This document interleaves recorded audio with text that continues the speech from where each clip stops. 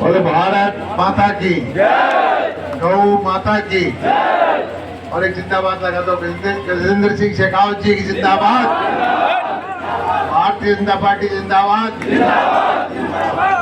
भाई आज अपने गांव सुहासला में हमारे भाई और बहुत ही लोकप्रिय नेता जो इस इलाके के भी सैकड़ों गांव में एक ही बार आ चुके हैं और मंत्री बन के नहीं भाई बन के आते हैं, मैं उनका सुहासला गांव के चौक में हीरो की भूमि में स्वागत करता हूं। धन्यवाद।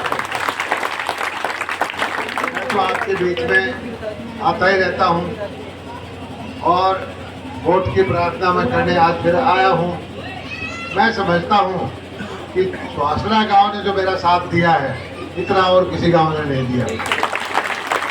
आप लोगों ने खूब खुल के मेरा समर्थन किया है, तब के वोट दिए हैं और मैं भी आपके एहसान के नीचे दबा हुआ हूँ।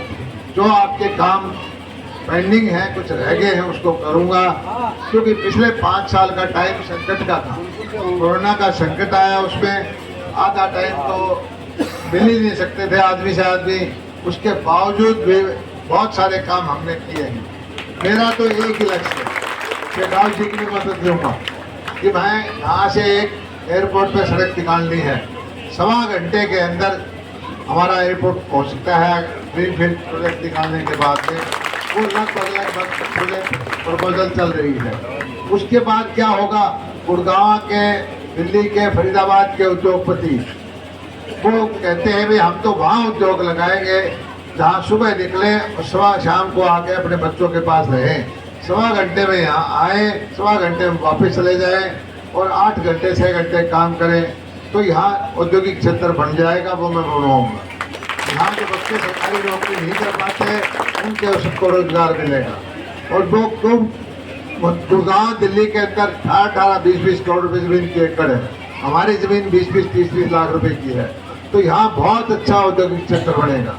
एक शेखावत जी मेरी प्रपोजल है, मैं कोशिश कर रहा हूँ कि मैंने यहाँ खजूर के बाग लगवाने की प्रपोजल है, क्योंकि अरब कंट्रीज के अंदर खजूर की खेती करके किसान बहुत अच्छी आमदनी कमा रहे हैं। पानी का संकट तो है आपके राजस्थान में भी, हमारे यहाँ भी है, और हमारे यहाँ खजूर की खेती करके इन किसानों को समृद्ध बनाना है। ये 2-3 काम मेरे पेंडिंग है। पानी में यहाँ लेके आया हूँ, बड़े बड़े प्रोजेक्ट यहाँ लगाए हैं, सड़कों का जाल बिछाया है, नहरें सारी दोबारा बनवाई हैं और किसान को बीमा मुआवजा दिया है। इस चीज़ को तो सारे किसान मानते हैं। और यहाँ पर एक नया राजनीति चली है जी। यहाँ इस इलाके के अंदर हमारे विपक्ष के नेता भूपेंद्र सिंह हुड्डा है, जब उनका शासन था वो भेदभाव करते थे। हमारे भिवानी जिले की सीमा पर रोहतक से जब आते थे पता लग जाता था, बगैर बोर्ड के ये भिवानी जिला आ गया था। इतना हमारे इलाके के साथ उन्होंने भेदभाव किया है और हमारा पानी ले जाते थे। और आज हरियाणा के अंदर मैं बताता हूँ, राजनीति एक ही चीज है, भूखे भेड़िए की तरह से कुछ कांग्रेसी, तो गरीबों को आपको 125 नौकरी मिली है। अगर यहाँ भाजपा की सरकार नहीं होती, कांग्रेस की सरकार होती, तो आपको नौकरी नहीं मिलती। इस नौकरी को वो खा जाते हैं। भारतीय जनता पार्टी ईमानदारी से, नेक नीति से आपको नौकरी देने का काम कर रही है।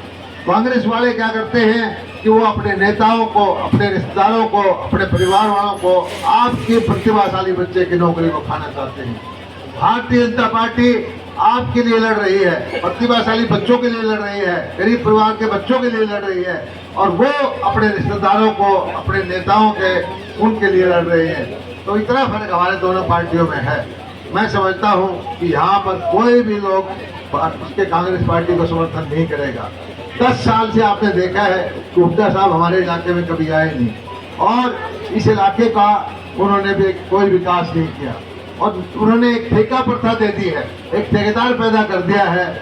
कहता है कि आप थोड़ा सा कन्यादान दो, 2-4 बस चला दो और आप यहाँ लोहारू के वोट लेकर के मुझे मुख्यमंत्री बना दो। आप बताओ भाई, वो आप उसको बनाओगे क्या? बनाओगे क्या? ऐसे एक चीज मैं बताता हूँ, ऐसे लोग जो हैं अगर बन जाते हैं तो होगा क्या। आज चुनाव के वक्त के अंदर भी मैं तो आपके अंदर हाथ जोड़ करके नमन करके पांव पकड़ के कहता हूँ कि मैं आपकी सेवा करूँगा और आपके इलाके की तरक्की करूँगा। और हमारा विरोधी कैंडिडेट है, एक नई राजनीति चली है जी, घोड़ी पर बैठ करके और अंगूठा घुमा के कहता है कि बटे हुआ है, ये गाने लगा के ये हमने 60-70 साल से ऐसी राजनीति नहीं देखी।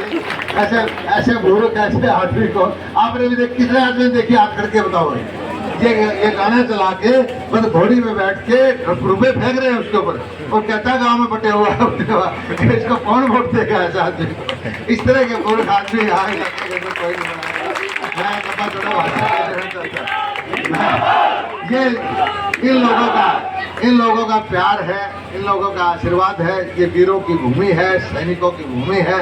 और जो काम नरेंद्र मोदी जी ने, जो काम अमित शाह जी ने, जो काम हमारे शेखावत जी ने धारा 370 समाप्त करके किया है, सैनिक का मनोबल बढ़ाया है, सेना का सम्मान किया है, मैं समझता हूँ ये इलाका उनका जो कोई एक आध भाई मेरा नाराज भी है, जब जाएगा पोलिंग बूथ के अंदर और सोचेगा तो सीधा उसका हाथ कमल के बटन पर जाएगा, भारतीय जनता पार्टी बढ़ेगा।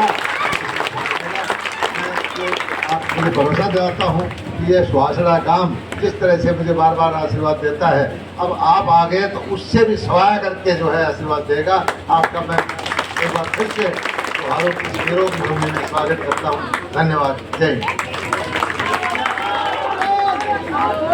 जेपी दलाल जिंदाबाद, जेपी दलाल जी जिंदाबाद। अब मैं आग्रह करता हूँ हमारे केंद्रीय मंत्री श्री गजेंद्र शेखावत जी आए और गांव को संबोधित करें। गजेंद्र शेखावत जी जिंदाबाद। मैं तो आगे हूँ भाई साहब, आए अब क्या आए और संबोधित करें। मैं तो आए 1 घंटे हो गया बनाए। बोलो भारत माता की। भाई थोड़ी मारे कम ये लगी। सुहासला में अगर भारत माता की जय बोले और लुहारू में धरती नहीं दूधे तो बात मारे समझ में को नहीं है। दोनों हाथ ऊंचा करो, देखो राम जी किन किन 2 हाथ दिया, मैं देखूं एक बार। अब मुट्ठी बंद करो एक बार पूरी काठी और पूरा जोर से बोलो भारत माता की, भारत माता की। सुहासला की इस पवित्र पूजित धरती पर आयोजित आज इस चुनावी सभा में मंच पर उपस्थित हरियाणा सरकार के वित्त मंत्री और इस लुहारू विधानसभा के लिए अगर मैं कहूं कि भागीरथ की भूमिका में जो है, ऐसे मेरे मित्र जेपी दलाल साहब, मंच पर उपस्थित आदरणीय विजय सिंह जी, आदरणीय भारद्वाज जी, आदरणीय कौशिक जी, आदरणीय डीएम साहब मनोहर सिंह जी, मंच पर उपस्थित भारतीय जनता पार्टी के सभी दायित्ववान कार्यकर्ता और इस सुहासला की पवित्र पूजित धरती पर शाम के समय आयोजित इस चुनाव की सभा में बैठे हुए सभी पितातुल्य बुजुर्ग, मातृशक्ति, युवा साथियों, पत्रकार मित्रों, मैं अपनी बात शुरू करूं उससे पहले धन्यवाद करना चाहता हूं आप सबका। एक परिवार के सदस्य के नाते जिस तरह से आप सब ने मेरा स्वागत किया, आप सब ने स्नेह दिखाया, बुजुर्गों ने मुझे आशीर्वाद दिया, मैं हृदय पूर्वक आप सबका हाथ जोड़ करके धन्यवाद ज्ञापित करता हूं, आभार ज्ञापित करता हूं। तो ज्यादा लंबी चौड़ी विस्तार से बात करने की आवश्यकता नहीं है। पूर्व वक्ताओं ने मोटी मोटी बात सारी अभी यहां की है।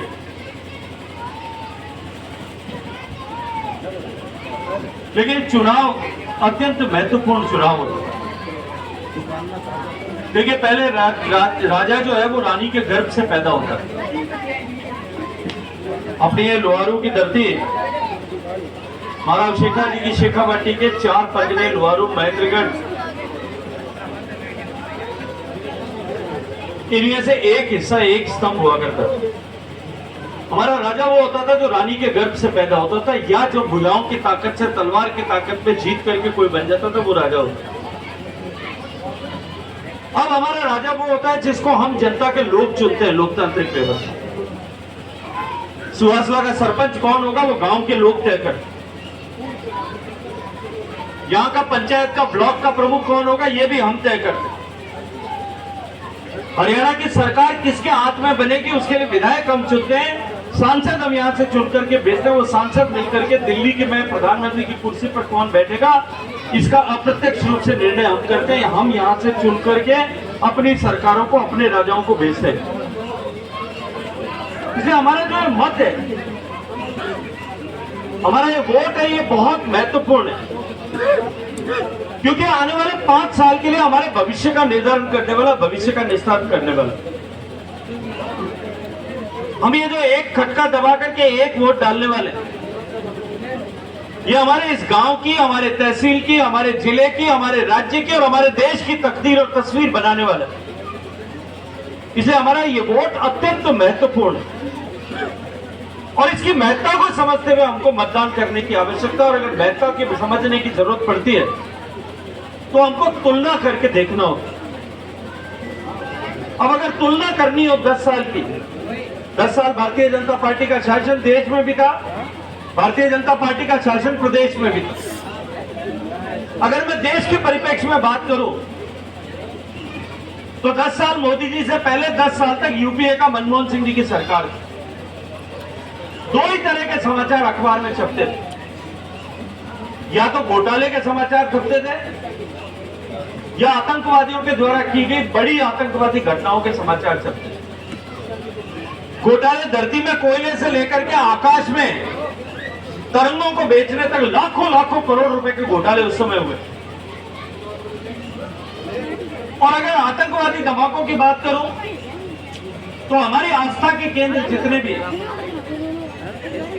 चाहे गांधीनगर में अक्षर मंदिर होगा, जम्मू में रघुनाथ मंदिर होगा, जयपुर में हनुमान मंदिर होगा, एक लंबी श्रृंखला हमारे मंदिरों पर, हमारे पूजा स्थलों पर, हमारी धार्मिक आस्था के केंद्रों पर जानबूझ करके इस तरह की आतंकवादी घटनाएं की जाती है ताकि हमें धार्मिक आस्था को, मान्यता को चोट पहुंचाई जा सके।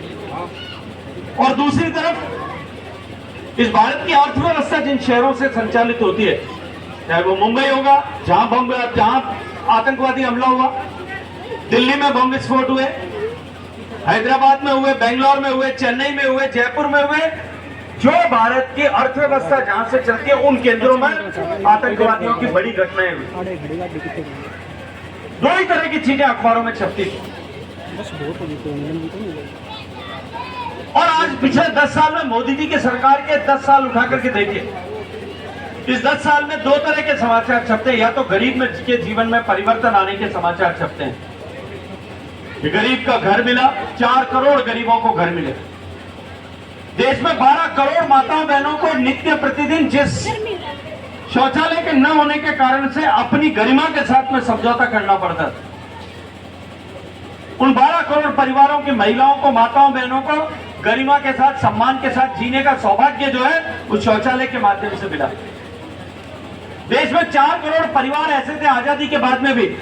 हरियाणा में तो आप लोगों के यहाँ मोटे तौर पर गांव में रहने की व्यवस्था है, अब जाकर के लोग खेतों में जाकर के बसे, और जब खेतों में जाकर के बचे तब जेपी दलाल साहब जैसे नेताओं की कृपा से बिजली भी आ गई, पानी भी आ गया, सोलर लाइटें भी लगी, सारा काम हो चुका है। उसके बाद में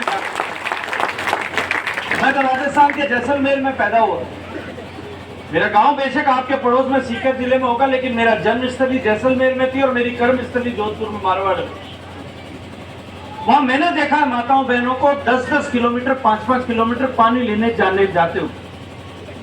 एक बच्ची जब छोटी होती थी, 12 साल की उम्र की होती थी, 10-12 साल की उम्र में अपनी माँ के साथ में, अपनी काकी के साथ, अपनी बुआ के साथ, अपनी मासी के साथ, नानी के साथ, दादी के साथ, बड़ी बहन के साथ, माँ के साथ छोटो गड़ूलियों माता माते ले और पानी लेवलने जाती। कहीं 1 किलोमीटर जाती, कहीं 2 किलोमीटर जाती, कहीं 5 किलोमीटर जाती थी। ऐसी स्थिति यहाँ भी थी कुछ सालों पहले, कुछ दशकों पहले। और पानी लेने की वो यात्रा उसकी जीवन पर्यंत उसके साथ चलती थी। उसके जीवन में सब कुछ बदलता था समय के साथ। जैसे जैसे उम्र बड़ी होती थी, वो छोटी बच्ची से बड़ी बेटी हो जाती थी, बड़ी बेटी से उसकी शादी हो जाती, वो किसी घर की बहू बन जाती, बच्चे हो जाते, माँ बन जाती, बच्चे बड़े हो जाते, बड़ी बहू बन जाती, बच्चों की शादी हो जाती, सासू बन जाती, बच्चों के बच्चे हो जाते, दादी या नानी बन जाती। लेकिन उसके जीवन में सब बदलाव होता था, लेकिन वो मटका उसके जीवन में नहीं बदलता। वो मटका उसके सिर पे हमेशा बना रहता था। पहले छोटा होता था, उम्र बढ़ती जैसे जवान होती मटका बड़ा हो जाता, थोड़ी और शरीर में ताकत आती, मटके के ऊपर एक और मटका और वो छोटा गड़ूलिया ऊपर 3-3 लेकर के जाना पड़ता था। और जब उम्र वापस बुढ़ापे की तरफ जाती थी, शरीर कमजोर होता था, तब उसी तरह से धीरे धीरे उतरता और 70 साल की डोकरी होती भी कि माता माता छोटो गड़ूली रोज पानी लेने जानो पर तो कौन पर। इस व्यवस्था को बदलने के लिए देश में कितने प्रधानमंत्री आए, लेकिन नरेंद्र मोदी ने कहा कि देश में हर घर तक पीने का पानी पहुंचाना, इस संकल्प के साथ में काम करना है। आपके आशीर्वाद से मुझे जिम्मेदारी दी थी। देश में 19.5 करोड़ घर थे। जिस दिन हमने काम शुरू किया था उस दिन देश में केवल 3 करोड़ घर